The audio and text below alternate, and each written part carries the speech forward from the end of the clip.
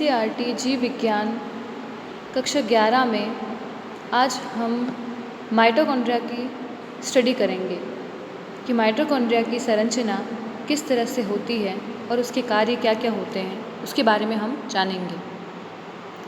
Mitochondria, जिसे सूत्रकणिका भी कहा जाता है, यह एक दोहरी झिल्ली युक्त कोशिकांग होता है जो कि सभी यूकेरियोटिक कोशिकाओं के अंदर पाया जाता है।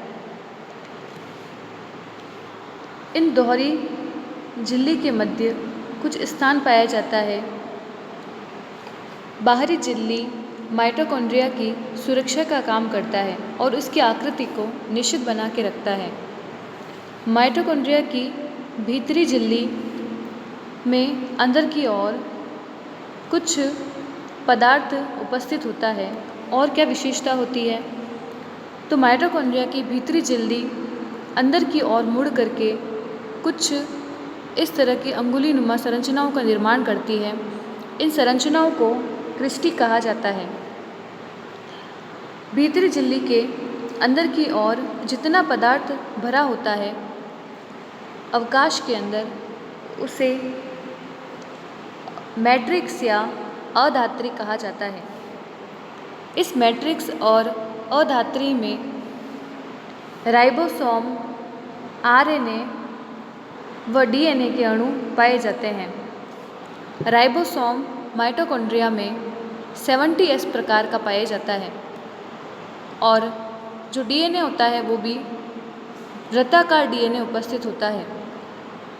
ये दोनों लक्षण प्रोकैरियोटिक कोशिका के होते हैं, परंतु ये दोनों लक्षण माइटोकॉन्ड्रिया, जो कि एक यूकेरियोटिक कोशिका होती है, इसमें उपस्थित होते हैं और ये एक बहुत ही महत्वपूर्ण लक्षण होता है। और इनके बारे में जानते हैं। सूत्रकणिका को जब तक विशेष रूप से अभिरंजित नहीं किया जाता तब तक सूक्ष्मदर्शी द्वारा इसे आसानी से नहीं देखा जा सकता है। प्रत्येक कोशिका में सूत्रकणिका की संख्या भिन्न भिन्न होती है। यह उसकी कार्य की सक्रियता पर निर्भर करती है। इसका अर्थ यह है कि अगर कोशिका अधिक सक्रिय है और ऊर्जा का अधिक निर्माण कर रही है तो उसके अंदर सूत्रकणिका माइटोकॉन्ड्रिया की संख्या अधिक होगी, और अगर कम सक्रिय होगी तो सूत्रकणिका की संख्या कम होगी। ये आकृति और आकार में भिन्न होती है। यह तश्तरी नुमा बेलनाकार आकृति की होती है जो कि 1 से 4.1 माइक्रोमीटर लंबी और 0.2 से 1 माइक्रोमीटर व्यास की होती है। सूत्रकणिका एक दोहरी झिल्ली युक्त संरचना होती है जिसकी बाहरी झिल्ली और भीतरी झिल्ली इसकी अवकाशिका को 2 स्पष्ट जलीय कक्षों, बाह्य कक्ष और भीतरी कक्ष में विभाजित करते हैं। अभी हमने संरचना में देखा था कि इसमें 2 झिल्ली होती है और 2 कोष्ठों का निर्माण करती है। जो बाहर की ओर कक्ष होता है ये बाहरी कक्ष कहलाता है और ये आंतरिक कक्ष कहलाता है।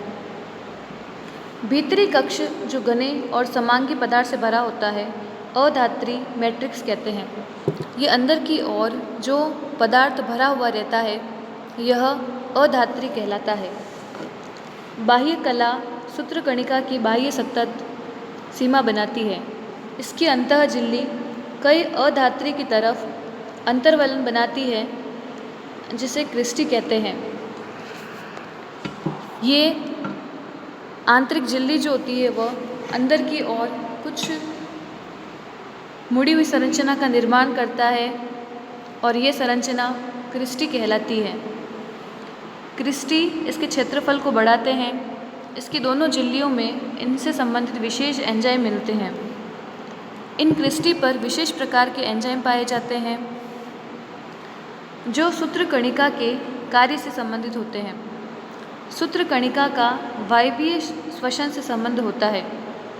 जो माइटोकॉन्ड्रिया होता है उसके अंदर वायवीय श्वसन की प्रक्रिया संपन्न होती है और वायवीय श्वसन के द्वारा यह ऊर्जा का निर्माण करता है और यह ऊर्जा एटीपी के रूप में उत्पादित होती है।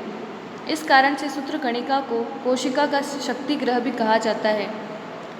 माइटोकॉन्ड्रिया को कोशिका का शक्तिगृह कहा जाता है क्योंकि यह ऊर्जा का निर्माण करता है। सूत्रकणिका के आधात्री में एकल वृत्ताकार डीएनए अणु, कुछ आरएनए राइबोसोम और तथा प्रोटीन संश्लेषण के लिए आवश्यक घटक मिलते हैं। इसकी जो मैट्रिक्स अधात्री होती है, उस अधात्री में 70S प्रकार का राइबोसोम होता है और वृत्ताकार DNA होता है। ये दोनों लक्षण जो होते हैं वह एक प्रोकैरियोटिक कोशिका के होते हैं। तो ये एक बहुत ही महत्वपूर्ण लक्षण है कि उसके अंदर राइबोसोम 70S प्रकार का होना और वृत्ताकार DNA अणु होना।